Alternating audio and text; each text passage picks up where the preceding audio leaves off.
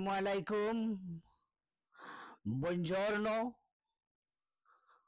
oggi arrivato ingredienti for lasagna।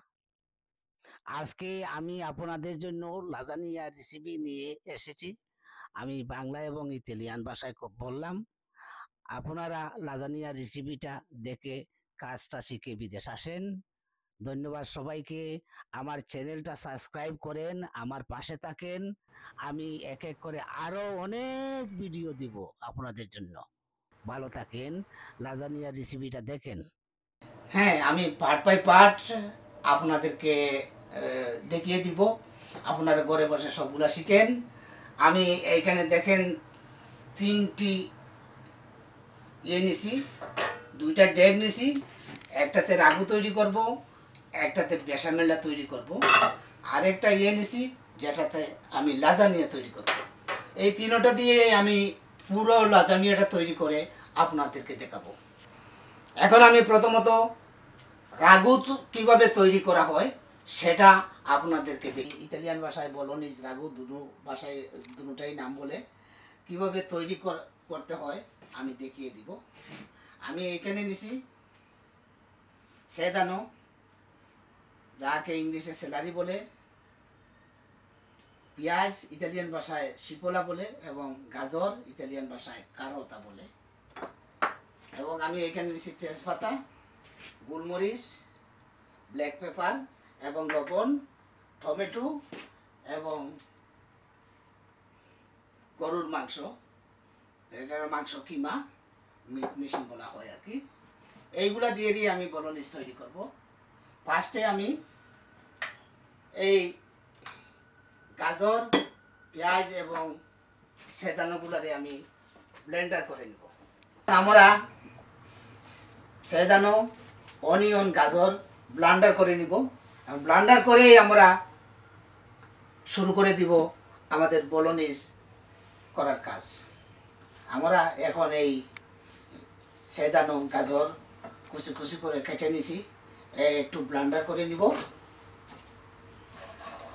এই যে আমি ব্লেন্ডার করতেছি।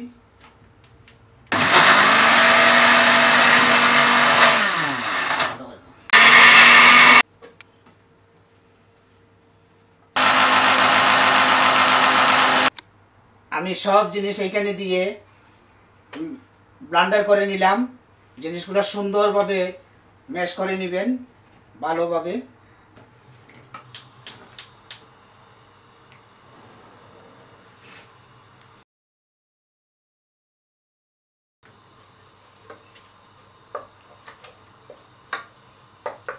মিনিটের মতন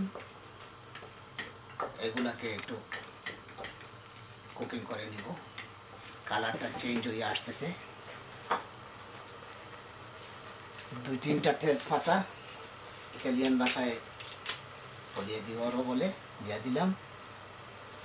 এই যে ব্ল্যাক পেপারটা সাথে দিয়ে দিলাম। কিছুটা ব্ল্যাক পেপার রাখলাম আমি। পরিমাণ মতো লবণও দিয়ে দিব আমরা।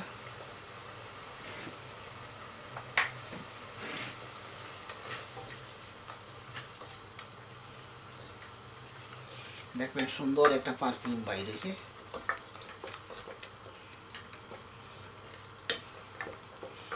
কালারটা একটু চেঞ্জ হয়ে আসতেছে। এই কালারটা একটু চেঞ্জ হয়ে আসলো, বুঝতেই পারবেন, দেখতেই পারবেন।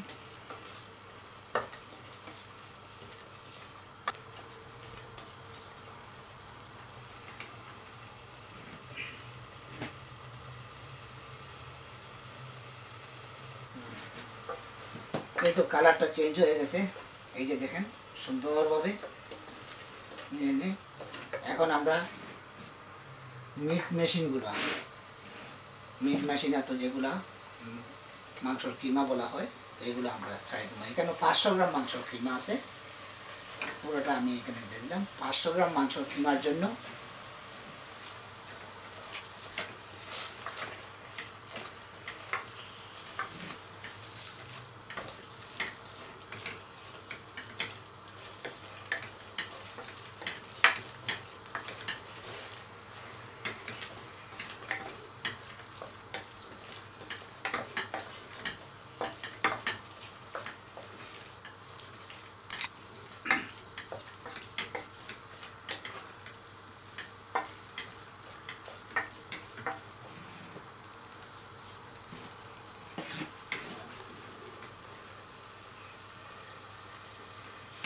ভালোভাবে জিনিসটা মিক্স করে নেবেন।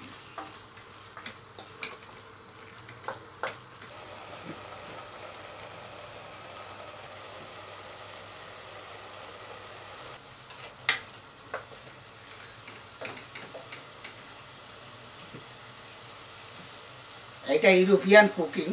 ইউরোপিয়ান কুকিংয়ে হালাল হারাম দেখলে চলবে না। ইউরোপিয়ান কুকিংয়ে সাধারণত ওয়াইন ব্যবহার করা হয়, রেড ওয়াইন এবং হোয়াইট ওয়াইন। এক এক খাবারে এক এক ওয়াইন ব্যবহার করা হয়। মিট মাংসের মধ্যে রেড ওয়াইন ব্যবহার করা হয়। আপনারা রেড ওয়াইন দিলেও দিতে পারেন এবং না দিলেও চলবে। যদি বাংলাদেশে এইগুলো তৈরি করেন, হালাল দেশে তৈরি করেন, তো ওয়াইন না দিলেও চলবে। কিন্তু যদি ইউরোপের কোনো কান্ট্রিতে আসেন তবে ওয়াইন ব্যবহার করতে হবে। এই যে দেখেন, আমি ওয়াইনটা আপনাদেরকে দেখাইতেছি শিখার জন্য, কিন্তু আমি এখানে ওয়াইন দিব না, কারণ ওই খাবারটা তৈরি করতেছি আমার বাচ্চাদের জন্য। আমি ওয়াইন দিব না, আমি ওয়াইনটা রেখে দিলাম। আপনারাও রেখে দিতে পারেন এবং দিলেও দিতে পারেন। মাংসটা শুকাইয়া গেছে, তখনই বুঝবেন মাংসটা হয়ে গেছে। এখন আমি 1 কেজি পরিমাণ টমেটোর সস দিয়ে দিলাম।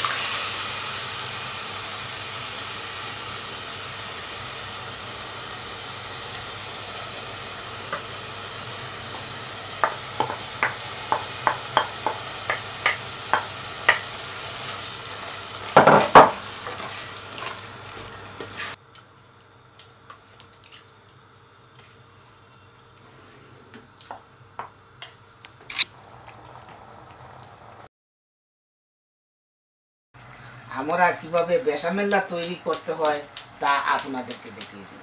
এই যে একটা প্যান দিয়েছি আমি, 100 গ্রাম বাটার দিবেন। আমরা কিন্তু 6 পার্সন মানে 6 জন মানুষের জন্য লাজানিয়া তৈরি করব। আরে এটা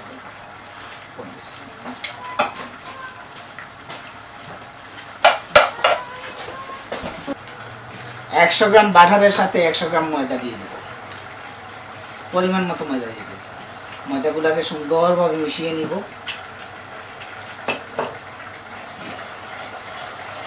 দেখেন সুন্দরভাবে মিশিয়ে দিতেছি আমি ময়দাগুলোকে।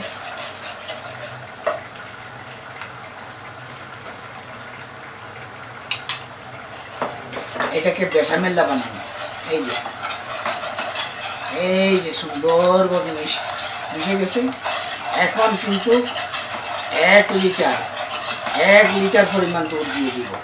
আমরা দুধ দিয়ে দিতেছি, 1 লিটার পরিমাণ দুধ দিয়ে দিব।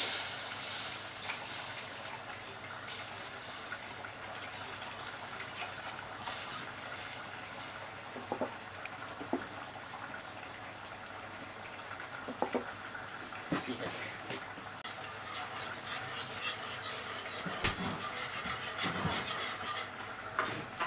লবণটা সবসময় নিজের হাতের কাছে রাখবেন, স্মরণ রাখবেন। লবণ সব কিছুতে দিতে হবে, অল্প অল্প। লবণ না দিলে এটা টেস্ট হবে না। কিন্তু পরিমাণ মতো লবণ দিবেন। লবণের পরিমাণ আমি বলে দিতে পারবো না, যতটুকু পরিমাণ, যতটুকু বানাইবেন ততটুকু পরিমাণ লবণ দেবেন। এই যে এখানে একটু এক্সট্রা পানি দিয়ে দিলাম, কত দিয়ে দিব, যাতে একটু সুন্দর ভালো পারফিউম হয়। এটা আপনি অন্যান্য জিনিসের ভিতর দিয়ে দিয়েও খেতে পারবেন, লাজানিয়ার ভিতরেও দিবেন।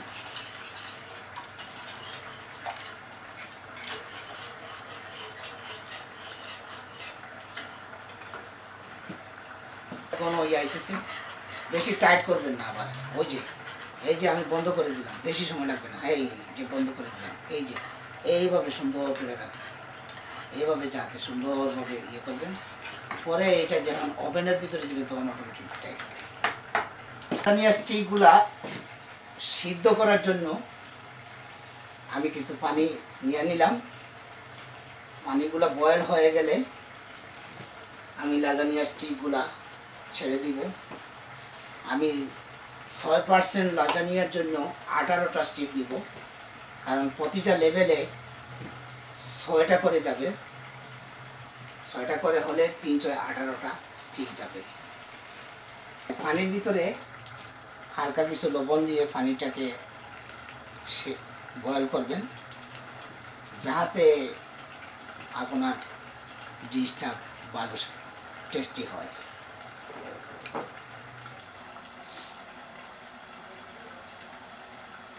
পানিটা বয়েল হয়ে গেছে, এখন আমরা স্টিকগুলো এখানে ছেড়ে দিব এবং হালকা করে সিদ্ধ করে নিব, যাতে একটু সফটি হয়। এই স্টিকগুলা আমরা সুন্দর করে একটু ঠান্ডা পানি নেবেন, এই স্টিকগুলো উঠাইয়ে ঠান্ডা পানিতে ছেড়ে দিবেন, দেখবেন একটার সাথে আটটা লাগবে না, সুন্দরভাবে। এই যে দেখেন,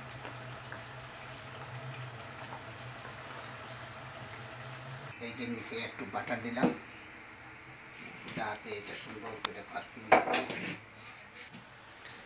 এখন আমরা লাজানিয়াটারে সুন্দরভাবে, এই যে দেখেন, একটা একটা করে আমি ডিশের মধ্যে বিছিয়ে দিতেছি। আমি বলছি প্রতিটা বাজে 6 পিস করে স্টিক দিব, 6টা পিস স্টিক থাকবে, কারণ আমরা 6 পার্সনের জন্য লাজানিয়া তৈরি করতেছি। দেখেন আমি সুন্দরভাবে বলনিসটা উঠে এটা একটা বাজের ভিতরে বলনিস দিব, আর একটা বাজের ভিতরে আমি বেসামেল্লা দিব। এরপরে শেষের যে বাসটা থাকবে সেটাতে আমি কিন্তু দুটোটা মিক্স করে একসাথে দিয়ে দিব, যাতে ডিশের উপরটা অনেক সুন্দর হয়, দেখতে অনেক সুন্দর লাগবে। দেখবেন এই যে এখন আমি রাগুটা দিতেছি, এই যে এইখানে একটা তেজপাতা আছে, ওইটা তার করে দেবো।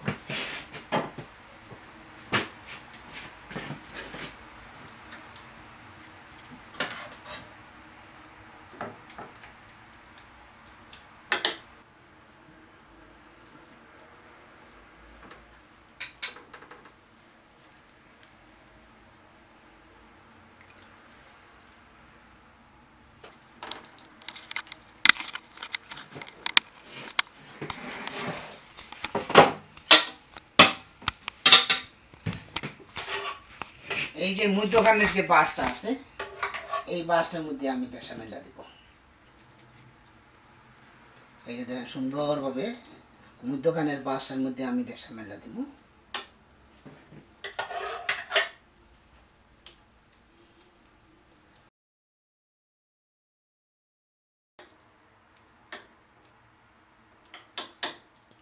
এই যে শেষ প্রান্তে চলে আইছি, রাগুটা সুন্দরভাবে মিশিয়ে দিলাম, সাথে কিছু বেসামেল্লাও আছে।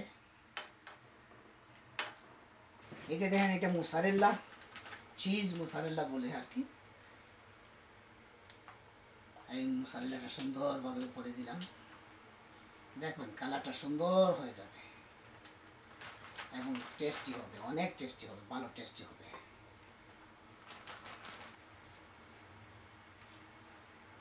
এই যে দেখেন পারমিজানো, যেটা জানোটা দিয়ে দিবেন সুন্দর করে। এই যে শেষ প্রান্তে চলে আসলাম। এখন আমরা ওভেনারের ভিতরে দিব 30 মিনিটের জন্য। 30 মিনিট পরে দেখবেন লাজানিয়াটা খুব সুন্দরভাবে হয়ে গেছে। এই যে দেখেন, দরজাটা বন্ধ করে দিলাম 30 মিনিটের জন্য।